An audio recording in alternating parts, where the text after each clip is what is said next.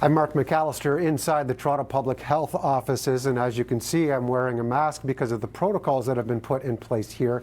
We're here because we're talking with the medical officer of health, Dr. Eileen de Villa, who has been part of our newscasts on a daily basis from a press conference, but now you get to show us what actually takes place here in this building. First of all, maybe explain the masks and why we're wearing them. Yeah, so we're wearing these masks right now here in this building of ours because we have members, our staff members are members of our community, and COVID-19 is in fact affecting our community. So our local community here in the building was also affected by COVID-19.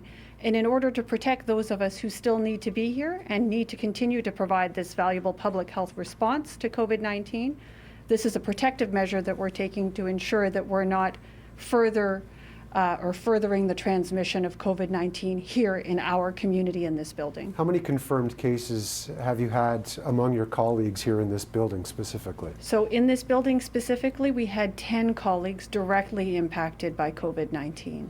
And as a result, I would assume that there's quite a few people that would normally work here that are in isolation or working from home now? That's right. So we do have some people who are doing work-home isolation, some who have become sick and are therefore in isolation, and others who are working from home where that's possible.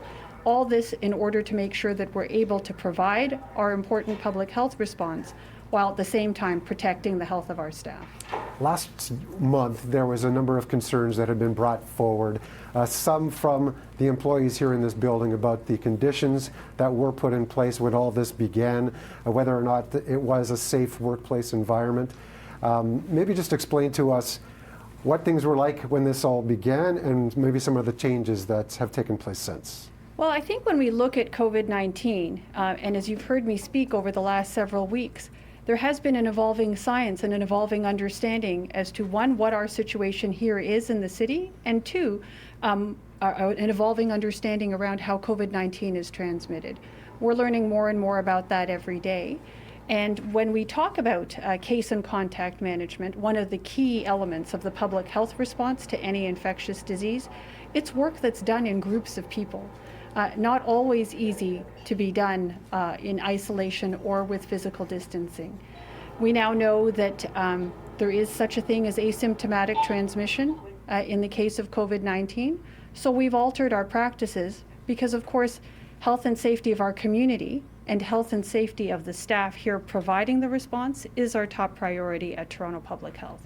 So as you can see, we've put some safety measures into place, including the use of masks for now, and we're trying to make sure that physical distancing and all the other public health measures to help minimize spread are in place here. We have active screening at our front door, lots of hand sanitizer and ability to use hand washing or soap and water, that kind of thing. These are all available so that we can try to minimize transmission. We do have to wrap things up. Maybe very quickly explain what's happening inside this room right now. So inside this room, this is one of the places that we have staff working on our case and contact management.